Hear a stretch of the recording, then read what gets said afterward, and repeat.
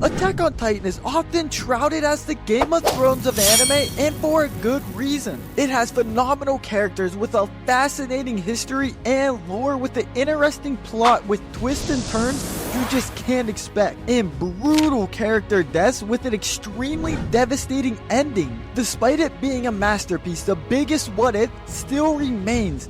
What if Eren didn't start the rumbling? Now for some context for folks who either don't know or may not remember at all. After Eren discovers the truth that there are other humans out there, he begins to hatch a plan that was long in the making to enact the rumbling and wipe out all non-Eldians from the world, freeing them from oppression. Now many of you might be wondering what the rumbling is. It began in the final days of the Great Titan Wars when the king of the Eldian Empire, Karl Fritz, brought the remains of his people to Paradise Island and created 3 walls each made of titans. And in order to ensure the safety of his people, Karl Fritz declared to the world that anyone who attacked them risked activating the rumbling, and the walled titans would spring forth and crush the world. Through his titan, Eren received a vision of him unleashing the rumbling and wiping out 80% of the human population. Now he managed to accomplish this by convincing the first titan, Ymir,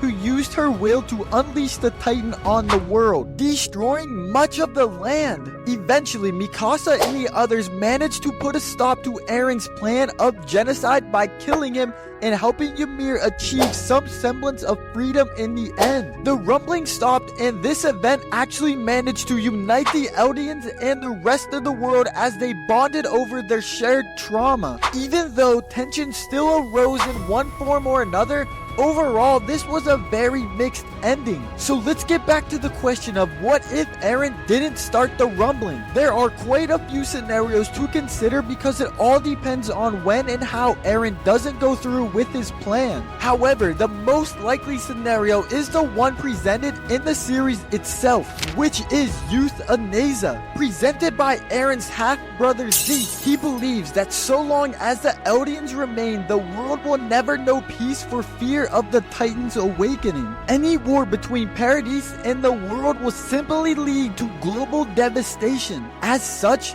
Zeke suggests that instead he and Eren will sterilize the Eldian population, meaning that the race will end after 1 generation. With this ultimatum in place, the Eldians may finally have the opportunity to live their lives in peace, knowing that they cannot pass on their will according to Zeke's cursed bloodline. While this might be messed up to say, there is some argument for his plan, as the world may stop terrorizing the Eldians, as they can simply wait for them to die and then mine the valuable resources of the island. The Eldians can live their life freely and without discrimination, since now there's a guarantee that there is no risk to them continuing on. However, this requires an idealistic belief of the people and their motives. Firstly, even if Zeke says this is the case, there is no evidence that the world would simply believe him and his declaration. Even in the face of evidence, many will still refuse to accept and may abuse Eldians.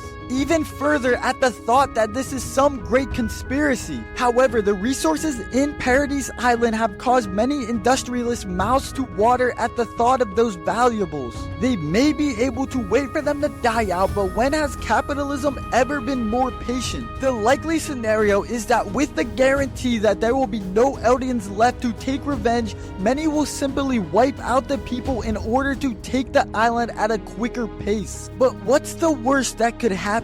Will their children rise to strike back? No, that's not happening, and the rest of the world won't even raise a finger, because why would they? Ultimately, Zeke's plan would simply give the world a guarantee that the Eldians' extermination is guaranteed, and with no threat from the rumbling, they would have no reason to fear any real backlash. The peace would last 10 to 30 years at best, as most of the time would be from sympathy they may require from their new lot in life, until it's replaced by empathy and then impatience. The death Zeke offers is not kinder, just slower. And with all that, you just have to ask, is that really the only alternative? And the truth is, no, there is no alternative. Every action Eren has made has been because of the Attack Titan and the future it has shown Eren. That has been carried out by every previous wielder. In this world, there is no alternative future. And that's simply because there have been too many actions that have taken place